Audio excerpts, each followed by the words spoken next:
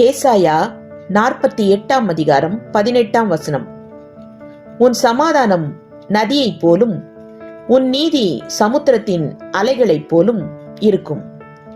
விளக்கம்: நமக்கு நன்மையுண்டாக தேவன் எப்பொழுதும் ஆசையாயிருக்கிறார். அவரது கற்பனைகளில் மக்கள் கவனமாய் இருக்க வேண்டும் என ஆவலாய் இருக்கிறார்.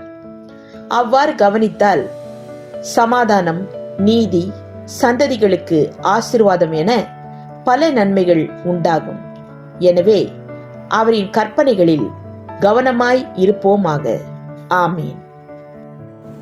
Isaiah chapter 48 verse 18. Your peace would have been like a river, your well-being like the waves of the sea. Amen.